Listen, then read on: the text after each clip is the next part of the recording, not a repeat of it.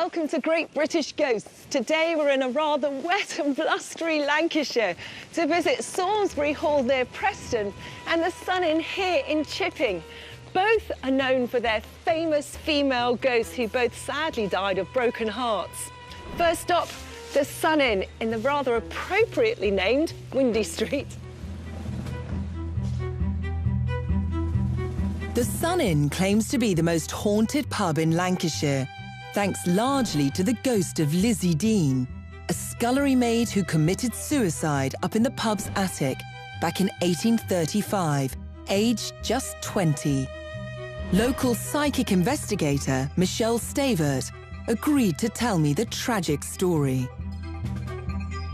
Lizzie Dean, it's a very, very tragic story. You have a young girl, 19 years of age, a man of consequence, of some wealth, promised that he was going to marry her. He said that he'd cancelled his wedding, that he loved her, he was going to marry her, and she gave herself to him. And it turned out that actually he hadn't cancelled the wedding, and on the day that she was supposed to marry him, he was across the road at St Bartholomew's Church marrying her best friend. Absolutely racked with grief, she went up to the attic, and from the attic window she could see the church, she could see the wedding party going up the path, and she took her own life. When she was found later, it said that grasped in her hand was a suicide note in which she cursed her lover's unborn children, and she requested that she be buried by the gate or on the path, so that every time her lover and her best friend went to the church, they would have to pass her and they would have to feel the guilt and responsibility of her actions. It's a terribly tragic story. Landlord Rob Hedges has never seen Lizzie himself, but has experienced lots of strange phenomena over the years that he believes could well have been her.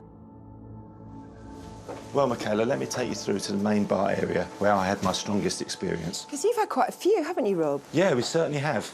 We certainly have, but this one was the main one for me. I was sat here on my own at night, pub locked up, no one in at all. I was just relaxing, and from here you can just see the staircase over there.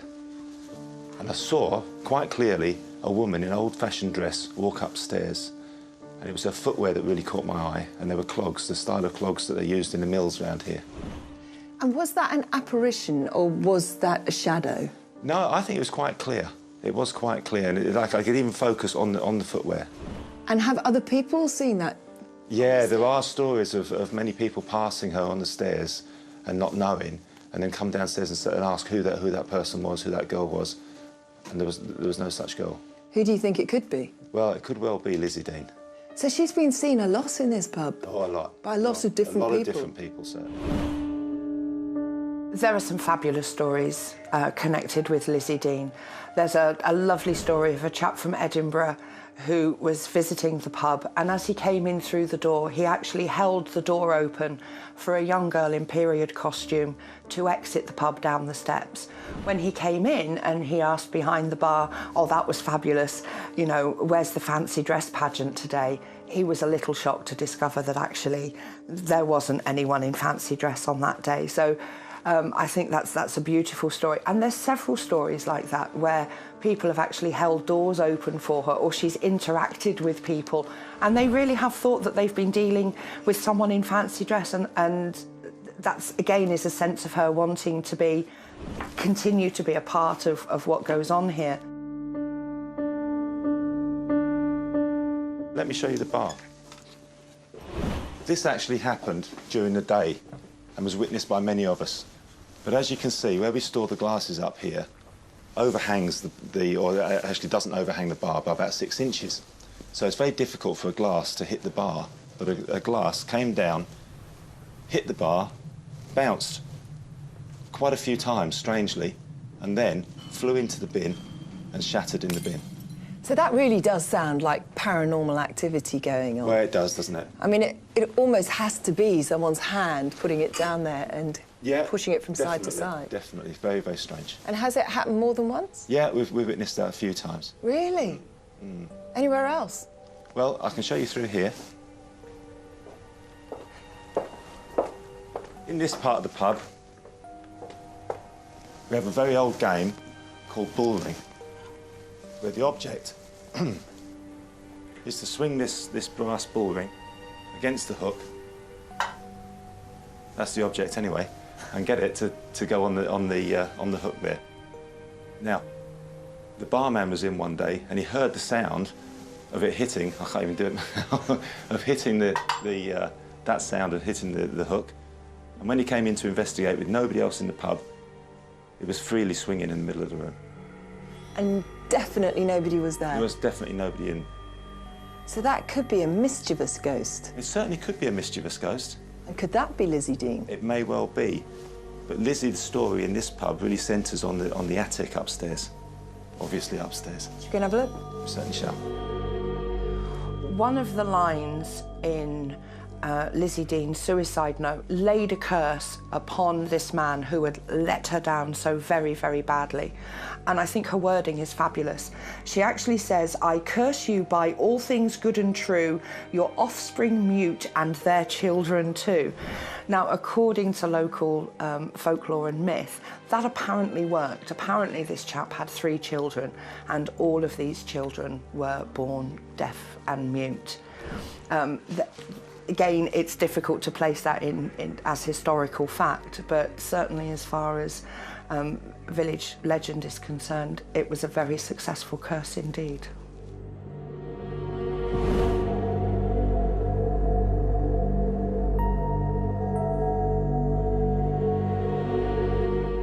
So, Rob, this is the staircase that you saw her on. That's right, yeah, down the bottom of the staircase. And other people have seen her too on that staircase. Yeah, there's quite a few stories about people passing her on the stairs. And this room? Well, in here used to be a snooker room. And there's a story that there were several guys in here playing snooker, and a woman walked straight through and go downstairs. There was no woman in the pub, and one of the men would never come back in the pub again since he saw that. So it looked like a real person, but in fact Yeah, they it were was a ghost. convinced it was a real person. Let's continue through here into the scary room. What, the kitchen?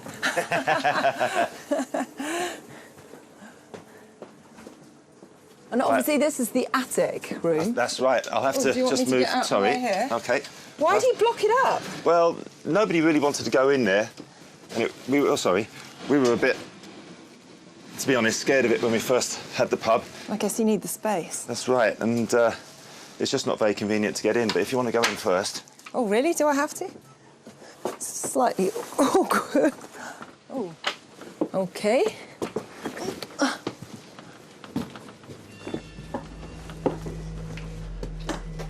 Well, I'm glad there's a light in here. Oh, gosh, it's cold up here, isn't it? So is this the room that Lizzie Dean lived in? Yeah, this is her quarters, and apparently that is the beam where she hung herself. What, this beam here? That one there. How tragic.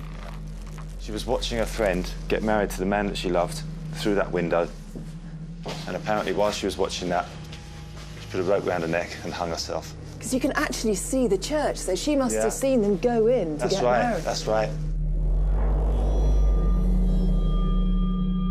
It really is a tragic love story, isn't it? It is. It's very sad. Yeah. Have you ever felt anything while you've been up here? Not in this particular room because I try not to come up in here. Has anyone else been up here? Only one guy, one of our barmen, he slept up here for charity one night, but he got himself very drunk before he came up, so.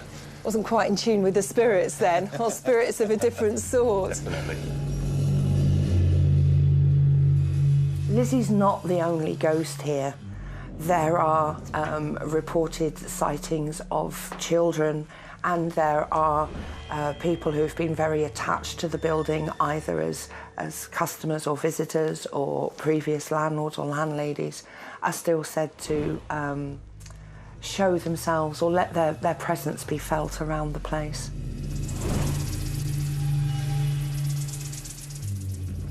OK, Michaela, just like to show you into the stables. So you've got stables at the back of the pub? Yeah, we keep some horses here. We breed a few shy horses. I've had them quite a few years now, and I've had quite a strange experience out here. What, in the stable? Actually, in the stable itself, yeah. And so the horses are in here? That's right. Whoa, look at the size of them. They're enormous. They are. What are their names? Well, the one nearest to you is Lily.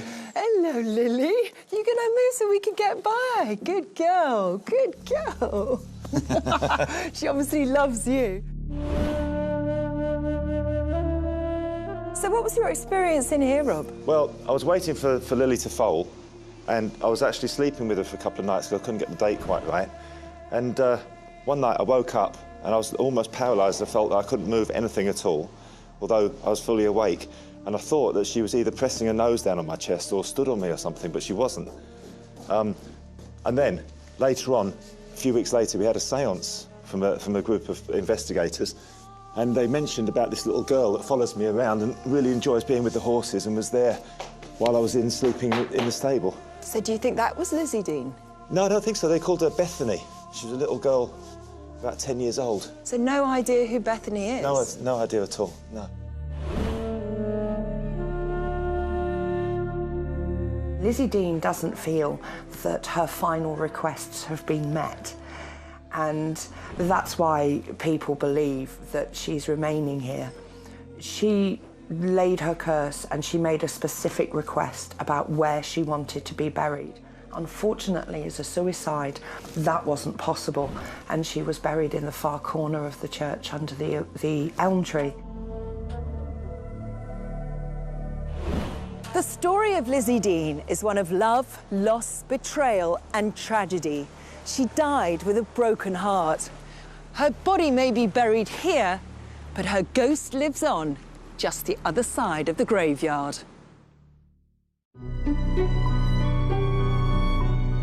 This is Salisbury Hall in Preston, and it's home to one of the most famous ghosts in Lancashire, the White Lady. In fact, so many people have seen her here at the house and by the road that she's even got a police record.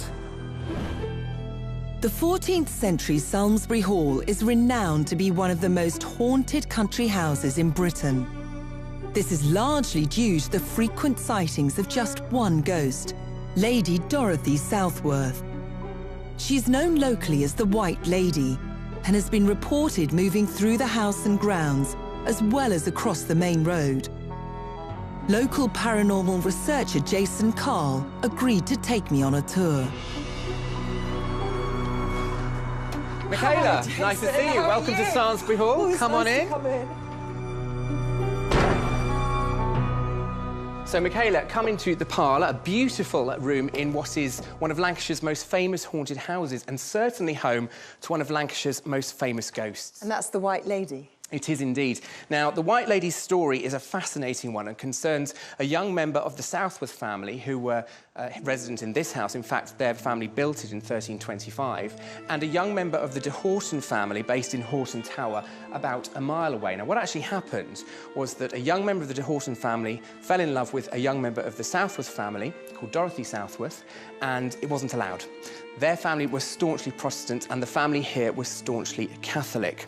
So what actually occurred was they would have secret liaisons meeting in the woods and fells between the two halls. Now, Dorothy's brothers found out about this. They weren't happy about it. So they set up a plot to murder the young de Horton. Unfortunately for him, he brought his two soldiers along with him. Outside, the brothers met him, clip, clop, clip, end of him, and buried just outside this window. In fact, the remains were discovered in the gravel just outside here. That is a real Romeo and Juliet story, isn't it? It is, and that's the key. It is a real story. This is all historically documented. But more importantly, the contemporary sightings of that ghost known as the White Lady don't just take place here inside the house, but also on the road, which is just over there, a very busy A road. So this is a ghost that doesn't just stick in the house, it actually wanders around. It does, and of course that would be because when she was alive, she would be having these secret liaisons with her lover from the de Horton household, Horton Tower. So she is replaying, if you like, what occurred all those years ago. And so do people see her in the road a lot? In fact, that is the most common place that people see her. Now, this has happened so many times over the years that many motorists have actually contacted the police force thinking that they have knocked somebody over. They've seen a dashing woman coming into the road dressed in white. They think they've hit her, stopped the car, and there's nobody there. Now, in a panic, they're worried about this, so they called the police force. The White Lady is not only one of the most famous ghosts in Lancashire, if not the most famous, but also one of the oldest. And in fact, her ghost, it dates back many hundreds of years. Now, you often find with ghost stories that over time, like a battery, they seem to fade away, that perhaps something that was seen hundreds of years ago is now only heard or perhaps even felt. But that's not what happens here at Samlesbury Hall, because we still have modern contemporary accounts of this manifestation, this figure, this full apparition being seen, and people thinking it's a real person. Now, this room in the house is where one of the most dramatic sightings of the White Lady actually took place. It's an amazing room, as you can see. And it's in a great performance space. Often what takes place in here is enactments of historical plays, and that's what happened in the 1970s. Now, the story says that the members of the cast, the troupe if you like, were rehearsing the play in here. The dressing rooms were just through that door, and several members of the cast reported seeing what they believed to be a part of the play, a woman dressed in white, which they thought maybe was a character that had been put in at the last minute. When they started to discuss this with each other, it became apparent very quickly that this wasn't a member of the cast and was, in fact, a manifestation of the White Lady. But they obviously thought that it was a real person, so it was a real apparition once again, not just a ghostly figure. Absolutely. In fact, all of the sightings that we know of here in the hall of the White Lady do report that she looks real, looks just like a normal person. Maybe she wanted a part in the play. Would she have been a good actress? Well, she's still hanging around, so who knows? But then again, she does disappear in the middle, which is... She does indeed, yes. Jason, one of the things I think is amazing about the White Lady is she's from the 14th century. She must be one of the oldest ghosts ever. I think it's true to say that she's probably one of the oldest ghosts in Lancashire, and it's interesting because a lot of ghosts seem to, over time, diminish, almost like fade away, but this one is still very much here. About 5 years ago now, it's 2:30 in the morning. Everyone had gone home after a wedding. I was just sat by the Great Hall fire, waiting for the fire to go out with a glass of wine, and I actually had a slap on the back of my head. It was a distinctive slap, and it actually moved my head forward. There was someone in the room with me, and he actually said, "I could see your hair move then, what happened?" And who do you think that was? I didn't realise at the time, and I wasn't scared at all when it happened, but apparently that is where Lady Dorothy sort of turns up from time to time, so I can only think that it's her.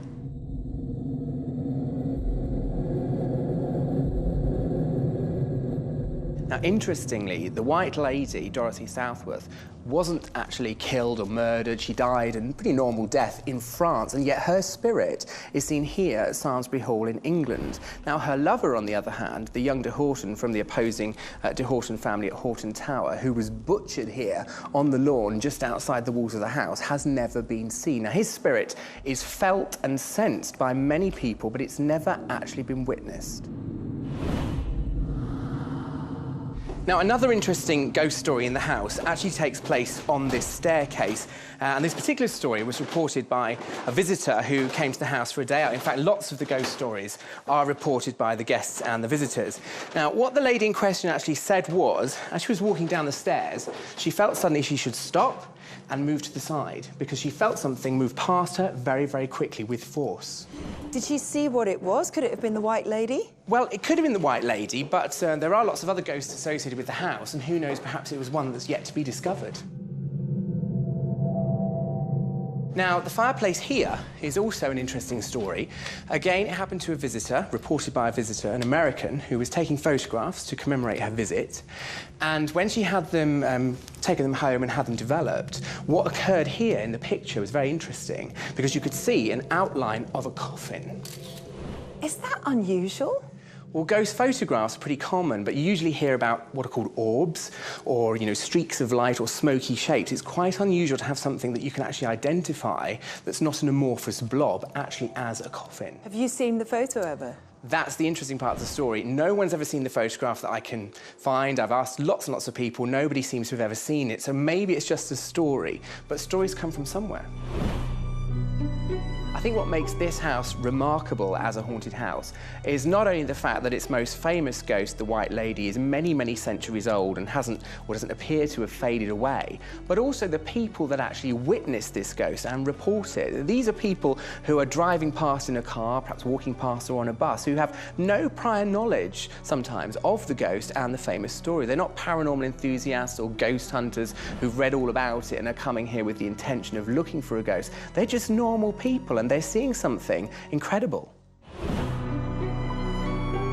Lady Dorothy and the de Horton boy was very much like a Romeo and Juliet story. There was the forbidden love, the hidden meetings, the tragic, tragic murder of the 3 soldiers, and then Lady Dorothy having died of a broken heart. What a sorry ending.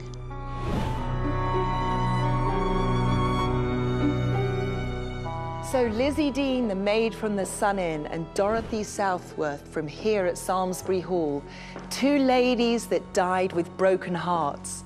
They didn't choose to let go of their loves, and as a result, they can't completely let go of their lives. They really are haunting, romantic leading ladies.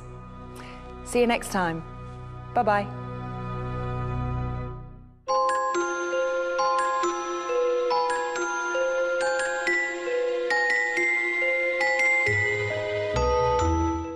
A hauntingly beautiful meditation on class, love and waste. The Remains of the Day is our must-watch Merchant Ivory classic at 3.